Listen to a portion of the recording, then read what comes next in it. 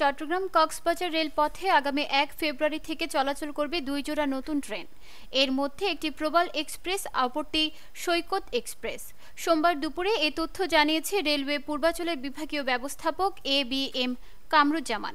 একই সঙ্গে রেলওয়ের পূর্বাঞ্চলের সহকারী প্রধান পরিচালন কর্মকর্তা কামাল আখতার হোসেনের স্বাক্ষরিত অফিস আদেশে দুটি ট্রেন চলাচলের পূর্ণাঙ্গ সময়সূচি প্রকাশ করা হয়েছে।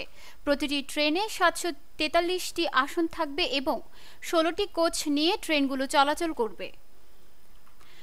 বিভাগীয় ব্যবস্থাপক এবিএম কামরুজ্জামান বলেন, নতুন রেলপথ চালুর পর ঢাকা থেকে 2 জোড়া স্থায়ী ট্রেন চললেও চট্টগ্রাম থেকে চলাচল করা ট্রেনটি ছিল অস্থায়ী। স্থানীয় মানুষদের চাহিদার কথা বিবেচনায় নিয়ে 2 জোড়া আন্তনগর ট্রেন উভয় পথে চালানো হবে। 1 ফেব্রুয়ারি থেকে যাত্রী পরিবহন করবে 2টি ট্রেন। এর আগে গত 9 জানুয়ারি ট্রেন দুটি পরিচালনার জন্য আনুষ্ঠানিকভাবে অনুমোদন দেওয়া হয়।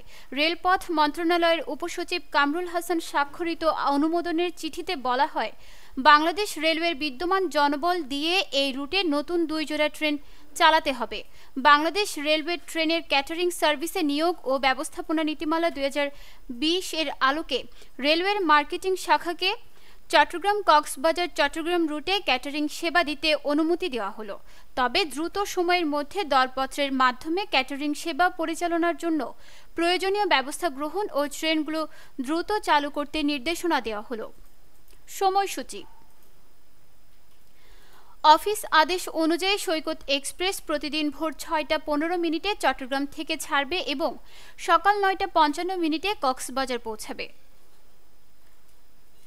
আর প্রবাল এক্সপ্রেস কক্সবাজার থেকে সকাল 10টা 35 চট্টগ্রামের উদ্দেশ্যে যাত্রা শুরু করবে।